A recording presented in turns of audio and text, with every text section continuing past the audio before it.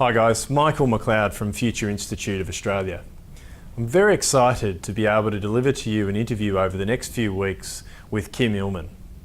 Kym is the owner and director of Messages on Hold.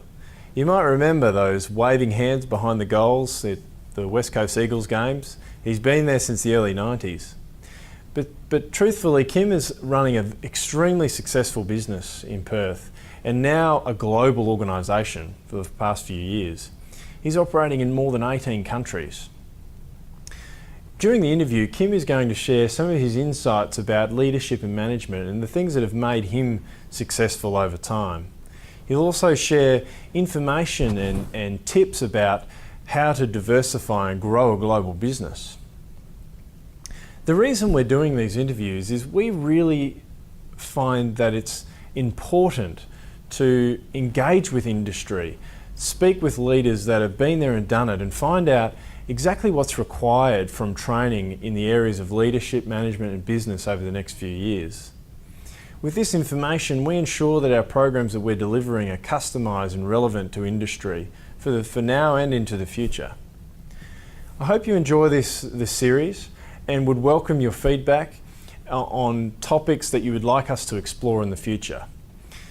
Enjoy Kym's insights. Kym, thanks for joining us today. Pleasure. So you have been a radio announcer, an audio engineer, you're a developer, you're into motor racing, you've got a groove gallery, your Messages on Hold, you're into learning and education, you're a passionate photographer, and you're a YouTube sensation. You've been busy for the last 28 years. It's a long time. It's a long time, and you've got to fill it with something interesting, otherwise you go mad. So you actually come from Adelaide, so tell us about your upbringing. Parents had their own businesses. I was an average student at a public school, comfortable upbringing, used to work hard as a teenager, working on the Granite Island train, selling tickets during the holidays, discos when I got to about 16, 17, loved radio, used to win all the competitions. Never excelled at school, but I wasn't a dummy. Always really loved radio and recording and that sort of stuff. Bit cheeky, bit naughty at times, nothing illegal. I just had a passion for doing whatever I wanted to do. And what brought you to Perth? Well, I was actually working in Darwin on a radio station. I got sick of the wet season because it's just a killer up there. And I'd done 5 years and pretty much ended up on the breakfast shift, which is the pinnacle of radio, and I just got bored with it. And I thought, right, a mate of mine said, you've got to come to Perth, it's a great spot. So I came down here, found a job at Channel 9, luckily. Well, it was actually Sky Channel when it first started, and then we moved across to Channel 9 when Sky moved to Sydney. But I was an audio engineer and I was wasting my time. Really, I had no love of it. It was just killing a piece of my life, 2 years, and I would have gone mad if I'd stayed there. So in the end, after a silly stunt, I got sacked, and that was my impetus to go out there and do something for me, and that was start my own business. So what gave you the idea to start Messages on Hold? Well, when I got sacked, the first thing I did was I decided, well, I need some money, so I'll go try selling those peephole viewers door to door. Yeah, I lasted half a day with that, and I realised that wasn't much fun. I wasn't very good at it. And then I'd always had this idea, well, when I say always, I'd probably, for the previous 6 months before, I had in my head, because I'd been to London and I'd seen Topshop, the fashion store, had their own radio, DJ, in store, it was live, and it just blew me away. And having that radio background, I thought, well, let's go to Jeans West and Just Jeans and see if I can interest them in an in-store radio program. Obviously, it wouldn't be live, but I could record it on cassette and I could send it out to their 100+ stores. So I went and saw both, and by sheer fluke and chance, Jeans West said, yep, you've got a deal. So I ended up landing on my feet within a few months of being sacked by Channel 9, and I was making more for doing really 2 days of work on Jeans West Radio than I made doing 5-6 days at Channel 9. But I realised straight away, or reasonably quickly, that had things gone the same way and I lose that contract at Jeans West, I'm back in the same position. So I happened to be sitting on hold one day at American Express paying a bill, and I heard their promotion, and I thought, well, I can voice, I can write, I could sell the thing, I could do everything. I did a bit of research and thought, right, well, I'll do that as well. So I was doing 1 day a week on Kyms West Radio, maybe 1.5, and the other 3.5 days I'd work on Messages on Hold. And over a period of time, and it probably took a couple of years, it went from being Messages on Hold being very little of the income and Kyms West over here to the complete opposite.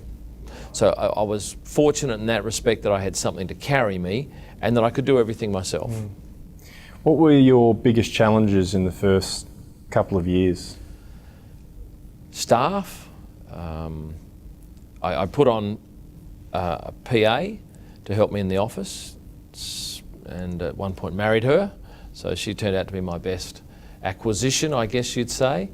And then just knowing when to put somebody else on. We get to a point where we're just so overstretched, or we'd have to use people who are unreliable as contractors, and then we say, right, we need a salesperson or a studio engineer.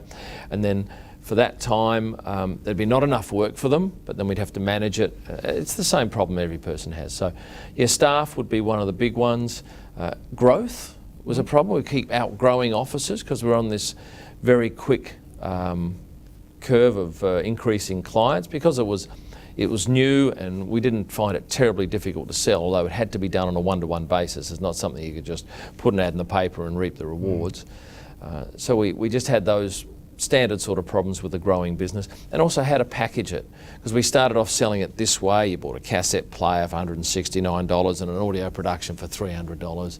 And then that was having to resell every time to people when they had to update. And then we changed to packages where we said, right, you get this many productions, but you pay a year in advance. And then we changed it to a rental plan, which we did through a third party. And then probably some 10 years later, we got rid of that rental party, and then we just did it all in-house. So you evolved and adapted in the early couple of years. It changed a lot. Central product was still the same, but the way we approached it and how we did it was different every year. So you mentioned it was new. What was your point of difference? Was it in fact a brand new, never been seen before in Australia, or was there other bits to it? There were other people doing it, but very poorly, and certainly not with the same passion that we did or the same creative flair. And we would do things that we would get your attention. If you're a potential client of ours, you would know us and you would think, wow, these guys are switched on. And everything we do in our marketing has to be different, it has to grab your attention, and importantly, it should be personalised. And today, a lot of businesses, in fact, ever since I've been in business, most businesses don't want to personalise anything. You get the same brochure as he does, as she does. Well, everything we do is customised. When you first put together your idea for the business, did you have a business plan?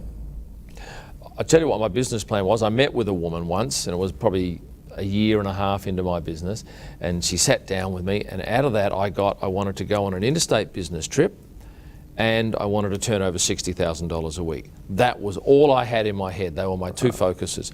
So it wasn't terribly in depth, and maybe I was lucky and just got away with it, but certainly there was no detailed business plan. Because I was doing everything, I didn't need investors, I didn't need a whole lot of things that if you were going into a business today and wanted to turn over $1 million a year, you'd need to go and have outside influence and help.